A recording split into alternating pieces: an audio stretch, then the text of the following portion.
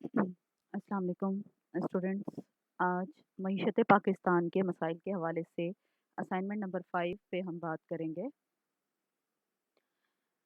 अच्छा, इसमें आपको 2 नोट लिखने हैं, ठीक है? टोटल मिला के ये जो है वो आपके 20 नंबर के बन सकते हैं, क्योंकि आपको पता है कि जो इस जो पाकिस्तान की मईशत के मसाइल वाला जो पेपर है वो आपका 50 मार्क्स का है ना, ठीक है? उसमें आपके तकरीबन 2 16 के और एक 20 मार्क्स का हो सकता है, या 17 के 3। तो अगर इस तरह का नोट आता है तो मोस्ट प्रोबेबली वो आपका 20 मार्क्स का होता है, जिसमें 10 मार्क्स के अपने 2 लिखने होते हैं। कोई से 3 दिए जाते हैं, उसमें से आप 2 करते हैं, लेकिन यहाँ मैंने आपको 2 ही दिए हैं। पहला जो है वो टॉपिक है इंसानी तरक्की का इशारिया। इंसानी तरक्की का इशारिया थोड़ा-सा आपको समझ नहीं आ रहा होगा, अगर मैं इसे इंग्लिश में ट्रांसलेट करूँ तो ये बनता है ह्यूमन डेवलपमेंट इंडेक्स। ये आपने नाम सुना हुआ होगा, HDI, जो आपको तरक्की की पैमाइश के तरीके जो हैं मुख्तलिफ बताए जाते हैं किसी भी डेवलपमेंट इकोनॉमिक्स की बुक में भी आप पढ़ेंगे, और या ऐसे आप जो हैं वो ये नोट आपको मिल जाएगा इन बुक्स से। इसमें इंसानी तरक्की का इशारिया क्या है? ह्यूमन डेवलपमेंट इंडेक्स है, HDI इसको कहते हैं।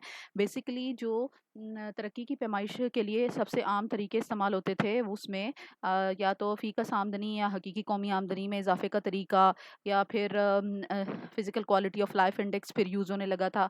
फिर सोशल क्वालिटी इंडेक्स जो है वो होने लगा था। तो इस तरह से फिर होते-होते जब इसमें डेवलपमेंट आई और देखा गया कि सिर्फ़ और सिर्फ़ आमदनी में इज़ाफ़े का नाम तरक्की नहीं हो सकता, तो फिर इंसानी तरक्की का इशारिया या ह्यूमन डेवलपमेंट इंडेक्स तरतीब दिया गया, जिसके अंदर जो है वो ऐसी इंडिकेटर्स लिए गए जो कि इंसानी ज़िंदगी के मयार से ताल्लुक़ रखते थे, कि उसमें इंसान तरक्की पा रहे हैं या नहीं, ना कि सिर्फ़ आमदनी में इज़ाफ़ा हो रहा है।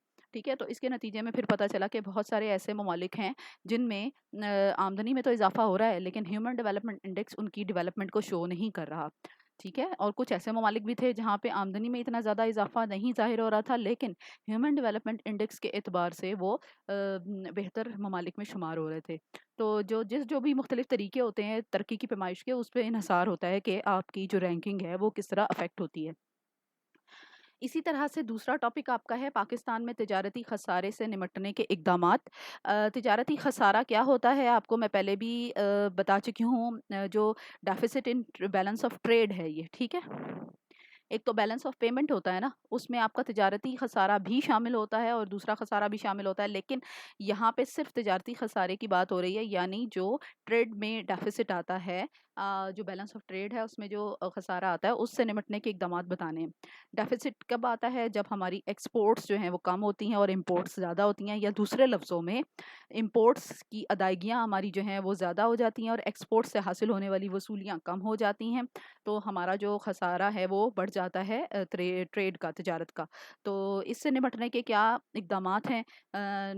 थोड़ा-सा मैं आपको वैसे ही ब्रीफ़ कर देती हूँ। इसमें यही है कि अगर आप जो मसाइल या वजूहात देखते हैं कि किस वजह से खसारा पैदा हो रहा है, उन्हीं को अगर आप ठीक कर दें तो वो इससे निपटने के इक़दामात बन जाते हैं। जैसे कि अगर दरामदात जो हैं उनमें आप कमी लाने की कोशिश करें ताकि आपकी अदायगियाँ कम हो जाएँ, इससे भी खसारा कम होगा। बरामदात को आप बढ़ाने की कोशिश करें ताकि आपकी वसूलियाँ जो हैं वो इज़ाफ़ा उनमें हो जाए, इससे भी खसारा कम होगा।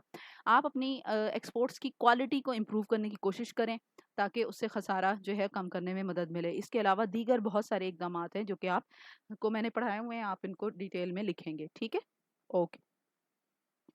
इसके साथ ये भी कि आपकी 3 डेज़ क्लास होनी है वीक में, फर्स्ट 3 डेज़, तो 1 वीक में मैं आपको जो मेजर इश्यूज़ की असाइनमेंट्स दिया करूँगी, और 1 वीक में मैं आपको जो है वो इस्लामिक इकोनॉमिक्स की दूँगी, ठीक है? ओके, अल्लाह हाफ़िज़।